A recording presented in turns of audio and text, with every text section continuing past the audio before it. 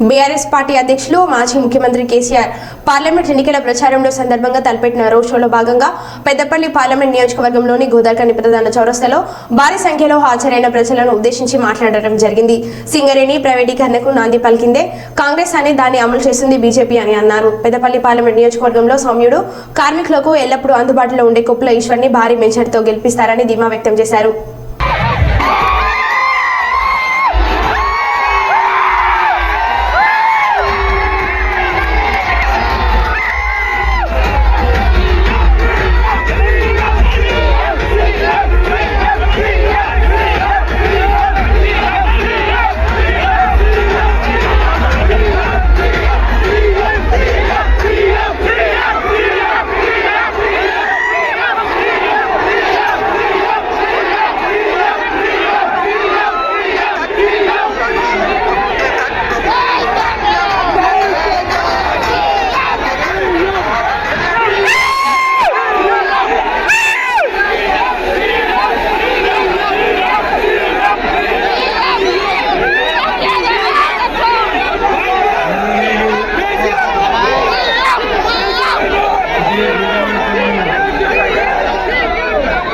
మీ కాలంలో చేతులలో పెరిగి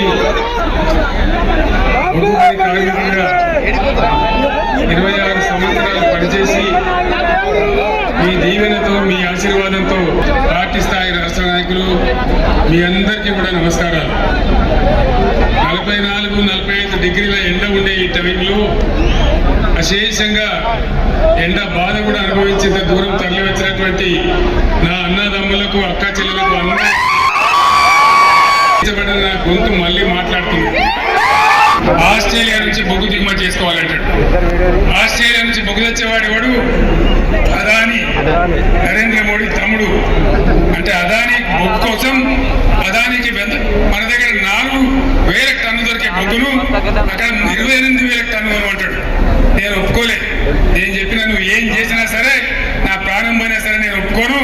నాకు సింగరేణి బొగ్గున్నది, నా సొంత బొగ్గున్నది. ముఖ్యమంత్రి పోయి స్విట్జర్లాండ్ లో దావోస్ లో అదానికి పాట తెరిచి వచ్చాడు, గేట్ తెరిచి వచ్చిండు. అదాని గారు మీరు రాండి, తెలంగాణకు రాండి, 4 చేతులు దోసుకోండి అని సంతకాలు కూడా పెట్టి అదానిని పిలిచి వచ్చినాడు. పార్లమెంట్ ఎన్నికలు అవడే ఆలస్యం. ఏం చేస్తారు? ఉన్న సింగరేణిని కూడగొడతారు నరేంద్ర మోడీ, రేవంత్ రెడ్డి కలిసి. ఇది నిజమా కాదా మీ ఇంటికి పోయిన తర్వాత మీరు చర్చ చేయండి. ముఖ్యమంత్రి ఎందుకు పిలిచాడు అదానిని తెలంగాణకు?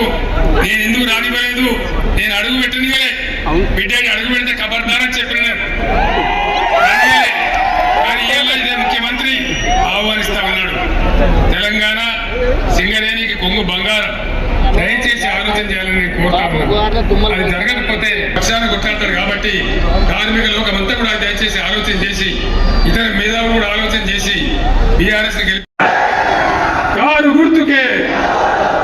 గుర్తుకే జై తెలంగాణ. ధన్యవాదాలు.